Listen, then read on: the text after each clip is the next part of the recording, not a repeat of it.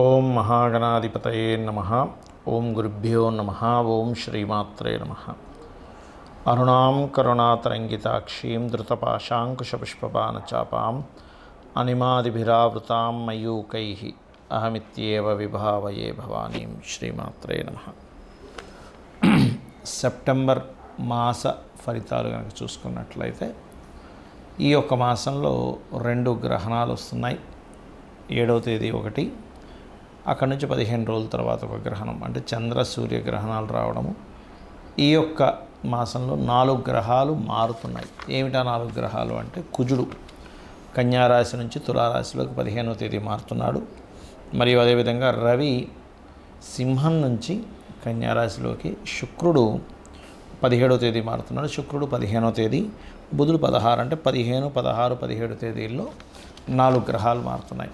ఈ యొక్క గ్రహస్థితిని అనుసరించి ద్వాదశ లగ్నాల వారికి, లగ్నం తెలియని వారి రాశి వారికి ఎటువంటి ఫలితములు జరగనున్నాయి, ఏ విషయాల్లో జాగ్రత్త పడాలి అనేటువంటి విషయాలు చెప్తుంది నేనైనప్పటికీ కూడా చెప్పిస్తుంది సాక్షాత్ లలిత అమ్మవారిగా భావిస్తూ ఒక్కొక్క విషయం గురించి మనం తెలుసుకుందాం.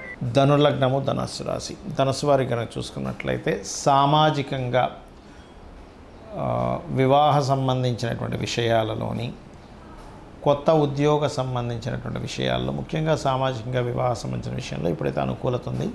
కాకపోతే నూతన ఉద్యోగ సంబంధించిన అంశాల్లో 15వ తేదీ తర్వాత నుంచి చాలా బాగుంటుంది. కాకపోతే ఇక్కడ బ్యాంకు నుంచి తీసుకునే రుణాలకు సంబంధించిన విషయంలో మాత్రం ఈ నెల, అంటే సెప్టెంబర్ 15 తర్వాత కొంత జాగ్రత్తగా ఉండండి. తండ్రులు గురువులతో కూడా తెలియని చిన్న చిన్న మిస్అండర్స్టాండింగ్స్, ఎవరికైనా స్త్రీలకు అప్పులు ఇవ్వడం ద్వారా వాళ్ళ వల్ల మీరు ఇబ్బంది పడ్డం అనేటువంటి చాలా స్పష్టంగా చూపిస్తుంది. అయితే మనీ మ్యాటర్స్ విషయంలో 15 తర్వాత జాగ్రత్తగా ఉంటే సరిపోతుంది.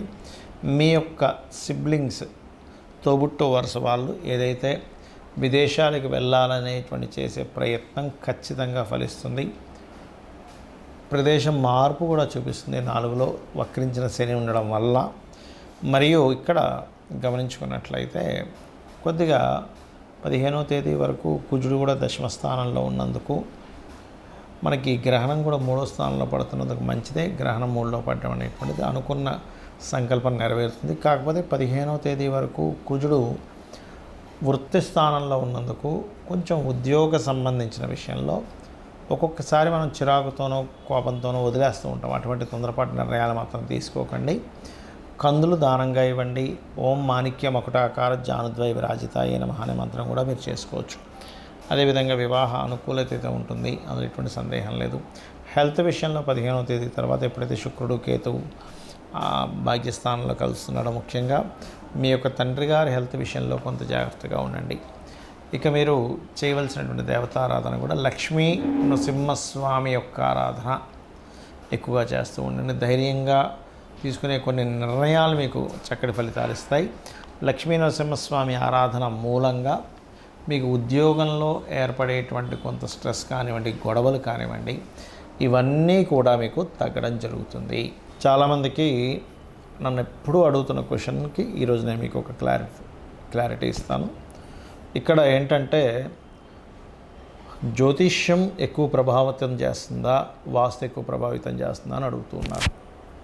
ఇక్కడ మీరు ఒక విషయం గుర్తుపెట్టుకోండి, వాస్తు కంటే జాతకం చాలా ప్రధానం.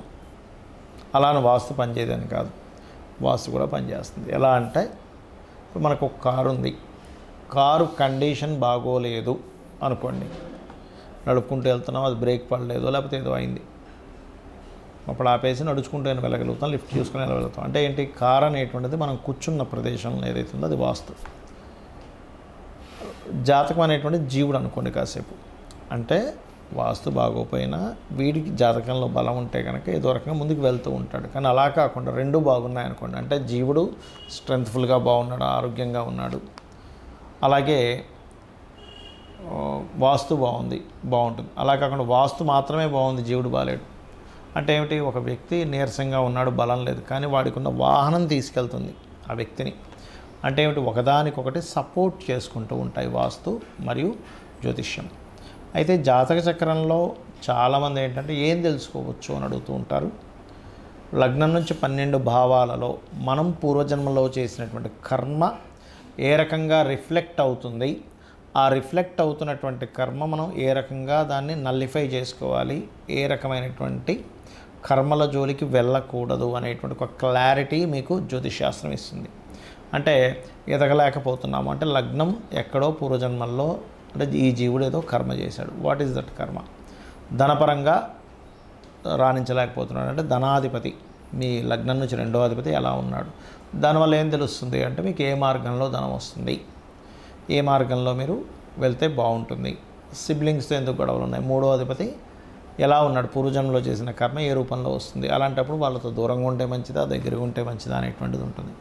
అలాగే చతుర్థ భావం ఏ గృహంలో ఉంటే బాగుంటుంది, ఏ డైరెక్షన్లో ఉంటే బాగుంటుంది, ఎప్పుడు మీరు ఇల్లు కట్టుకుంటారు, ఆ రకంగా సంతానం కానివ్వండి, వివాహం కానివ్వండి, ఆకస్మిక సంఘటనలు కానివ్వండి, మీరు చేసే వ్యాపారం బాగుంటుందా, ఉద్యోగం బాగుంటుందా అని కానివ్వండి, అలాగే ప్రధానంగా ఇక్కడ మీరు విదేశాలకు వెళ్తే బాగుంటుందా, ఎప్పుడు ఇన్వెస్ట్మెంట్ చేస్తే బాగుంటుంది, ఇటువంటి అన్నీ కూడా ఒక్కొక్క భావ సంబంధంగా మీకు ఫలితాలు అనేవి చాలా స్పష్టంగా తెలుస్తాయి.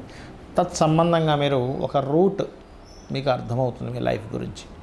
మరి వాస్తుకి సంబంధం ఏమిటి అంటే ఇందాక మనం అనుకున్నాం ఒక కారు ఒక మనిషి లాగా, ఆ రకంగా వాస్తు కూడా కేవలం మనం ఏదో 4 గోడలు కట్టేసుకున్నాం, ఒక బాత్రూమ్ పెట్టేసుకున్నాం, ఒక హాల్ కట్టేసుకున్నాం, బెడ్రూమ్ కట్టేసుకున్నాం, కిచెన్ పెట్టేసుకున్నాం అంటే కాకుండా వాస్తులో ప్రధానంగా అసలు మీకు ఏ డైరెక్షన్ పనికి వస్తుంది, all directions is good.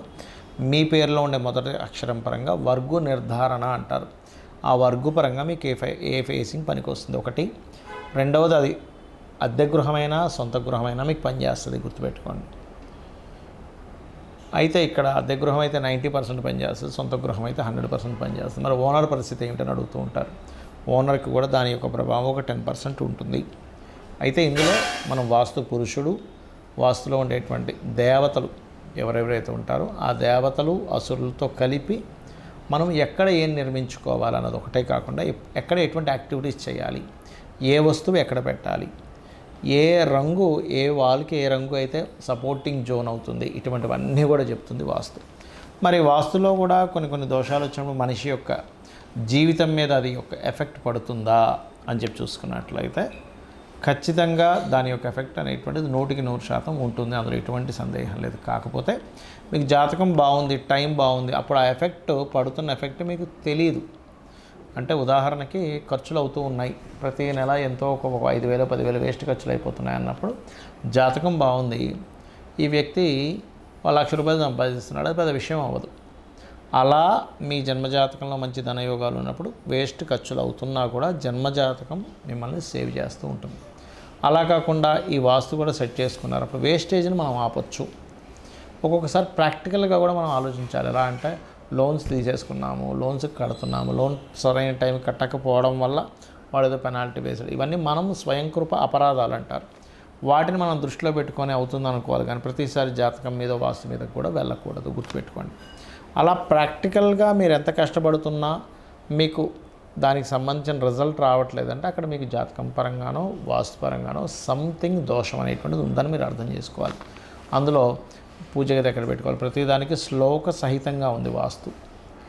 Sitting area ఎక్కడ పెట్టుకోవాలి, పూర్వశతు సభాగర్ అంటే ఈస్ట్లో పెట్టుకోవాలి, దక్షిణే సయంతత దక్షిణం వైపు తల పెట్టుకొని నిద్రపోవాలి, పశ్చిమే భోజనం చేయవ వెస్ట్లో కూర్చొని ఈస్ట్ని చూస్తూ భోజనం చేయాలి. ఇట్లా ఒకటి కాదు, ఆగ్నేయ పాకముచ్చతే, వాయువ్య భాండార సంస్థితం, ఉత్తరే నిధి సంస్థితం అనేటువంటిది ఉన్నాయి. అంటే ఏమిటి, వాస్తు అనేటువంటిది స్పష్టంగా మనకి శివుడి దగ్గర నుంచి అంటే శంభుడి దగ్గర నుంచి పరాశర మహర్షి, పరాశర దగ్గర నుంచి వ్యాఘ్రత మహర్షి, వ్యాఘ్రతుడి దగ్గర నుంచి మనకి విశ్వకర్మకు వచ్చి అలా మనకి జనాల్లోకి రావడం జరిగింది. కాబట్టి ఈ రెండిట్లో ఏది మీరు ఇబ్బంది పడుతున్నారో తెలుసుకొని నార్త్ డిగ్రీస్ ఎలా టిల్ట్ అయింది ఏంటని పర్ఫెక్ట్గా తెలుసుకొని చేసుకోండి. ఆ అమ్మవారి అనుగ్రహంతో మీరు మరింత అద్భుతమైన స్టేజ్కి వెళ్ళాలని మనస్ఫూర్తిగా కోరుకుంటూ శ్రీమాత్రే నమః.